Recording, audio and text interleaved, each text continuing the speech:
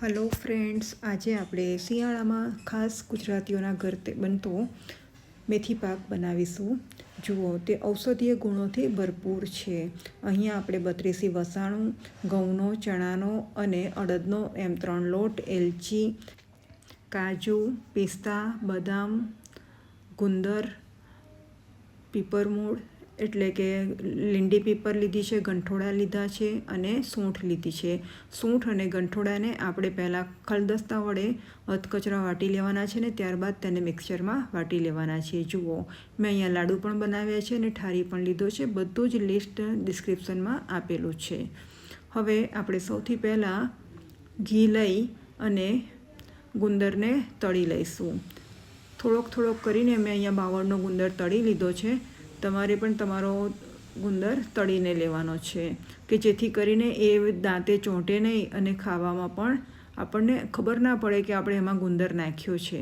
એટલો સરસ ગુંદર શેકાઈને વટાઈ જાય છે. આ વસાણું ઔષધીય ગુણોથી ભરપૂર છે એટલે નાના મોટા દરેક માણસ એને ખાઈ શકે છે. એ રીતે આપણે એને બનાવીશું. મેં અહીંયા બધા જ લોટ ઝીણા લીધા છે કે જેથી કરીને કોઈ વડીલને ચાવવાની પણ તકલીફ ના પડે. લગભગ બધું જ આની અંદર મેં વાટીને જ નાખ્યું છે. જુઓ, હવે આપણે એ જ પેનમાં ફરી ઘી લઈશું અને એમાં સૌથી પહેલાં આપણે અડદનો લોટ 100 ગ્રામ લીધો છે, તેને શેકી લઈશું. શરૂઆતમાં આ રીતે ધીમે ધીમે ભેગું કરતા જવાનું છે અને જોવાનું છે. જો ઘી ઓછું લાગે તો ફરીથી એને ઉમેરી અને ધીમા ગેસ પર એને શેકવાનો છે. આ રીતે એ શેકાઈ જાય એટલે હલાવતા હલકો લાગશે અને એનો રંગ પણ થોડો બદલાઈ જશે. આપણે આ લોટ શેકાઈ જાય એટલે એક મોટા વાસણમાં એને ટ્રાન્સફર કરી લઈશું કે જેની અંદર આપણે આ બધી સામગ્રી ભેગી કરી શકીએ એટલું મોટું વાસણ આપણે લેવાનું છે. એ જ પેનમાં હવે આપણે ફરીથી ઘી લઈશું અને એમાં ઘઉંનો લોટ શેકી લઈશું. શિયાળામાં ઠંડી પડે છે અને આમાં જે વસાણા નાખ્યા છે તે આપણને આપણા શરીરને ગરમી આપે છે, તેમજ કફ થતો નથી, ઠંડી લાગતી નથી એટલી બધી અને આપણા હાડકાં પણ દુખતા નથી. આ મેથી પાકના ઘણા બધા ફાયદા છે, એ આપણે દરેકે ખાવો જ જોઈએ.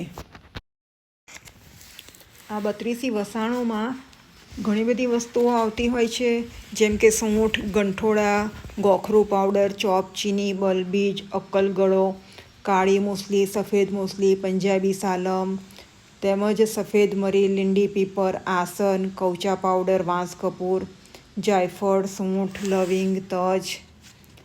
આમ ઘણી બધી વસ્તુઓનું મિશ્રણ એક જ પાવડરમાં આવી જાય છે. પહેલાં અમે બધું જ આખું લાવતા હતા, ઘરે સૂકવતા હતા અને પછી વાટતા હતા, પણ હવે તૈયાર 32 વસાણું લાવીને જ બનાવી લઈએ છીએ. ઘઉંનો લોટ પણ શેકીને મેં અડદના લોટ ભેગું કાઢી લીધો છે. હવે બેસનનો વારો. એ જ રીતે આપણે બેસનને પણ શેકી લેવાનું છે. બેસનને પણ શેકાઈ જાય એટલે આપણે લોટમાં મિક્સ કરી લઈશું. હવે આ મિશ્રણને 1-2 વખત વચ્ચે હલાવી લઈશું અને આપણે એ જ પેનમાં ગોળ લઈશું અને વધેલું ઘી લઈ લઈશું. ગોળને આપણે પાયો કરવાનો નથી. મેં અહીંયા દેશી ગોળ લીધો છે જેને મેં સમારી લીધો છે. આ ગોળને આપણે ઓગળે ત્યાં સુધી એને હલાવી અને ગરમ કરવાનો છે. ગોળ ઓગળી અને એકરસ થઈ જાય એટલે આ મિશ્રણમાં આપણે એને પણ ઉમેરી લઈશું અને ત્યારબાદ બધા જ જે આપણે આખા મસાલા લીધા છે તેનો વાટીને પાવડર પણ કરી રાખવાનો છે સાઈડમાં. એને પણ આપણે વારાફરતી બધું ઉમેરી અને હલાવી અને મિક્સ કરી લેવાનું છે. આ વસાણું બનાવવું આમ એકદમ ઘણું સહેલું છે. ઘરે આરામથી આસાનીથી બની જાય છે. બહાર તૈયાર પણ મળે જ છે, પણ એમાં ફક્ત લોટ અને સૂંઠ ગંઠોડા જ હોય છે. એટલા બધા મસાલા હોતા નથી કે જે આપણે આ 32 વસાણું ઘરે નાખીએ છીએ એવું એ લોકો નાખતા નથી હોતા. એમાં આપણે ડ્રાયફ્રૂટનો પાવડર કર્યો છે તે, સૂંઠ પાવડર, ગંઠોડા પાવડર, આ લીંડી પીપરનો પાવડર, એમ બધા જ પાવડર હવે જે આપણે તૈયાર કરેલા છે તે આપણે અંદર નાખી અને હલાવી લઈશું. મેં અહીંયા બધા જ પાવડર તેમજ લોટ ઝીણા લીધા છે. જો તમને ઈચ્છા થાય તો તમે એને કરકરા પણ લઈ શકો છો. ગુંદર પણ વાટી લીધો છે. આ રેસીપી અમારા વડીલોની છે.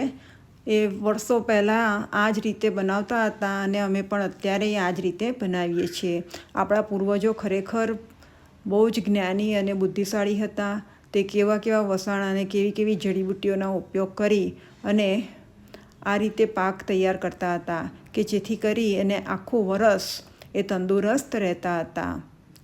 મેં આની અંદર એલચી પાવડર અને એક જાયફળ પણ નાખી લીધું છે. હવે આપણે છેલ્લે મેથીનો પાવડર નાખીશું.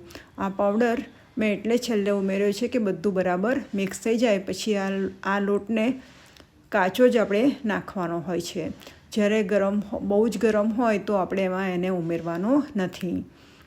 તો એના ગુણ આપણને પૂરેપૂરા મળી રહે છે.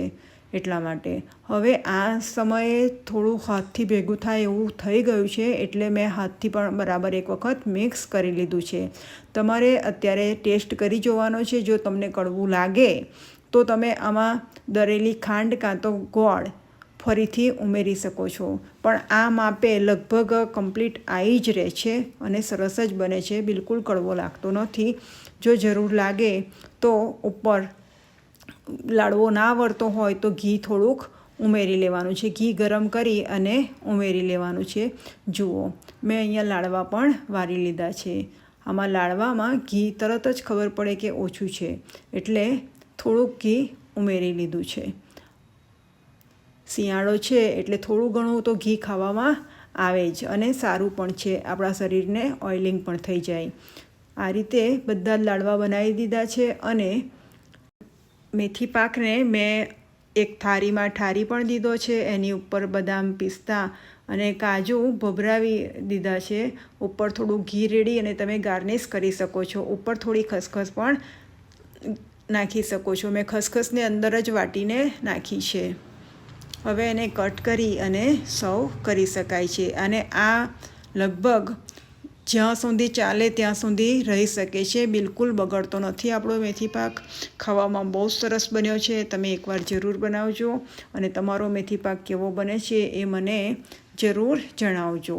Thank you for watching. હા, આ રેસીપીને એક વખત ટ્રાય જરૂર કરજો. આભાર બધાનો.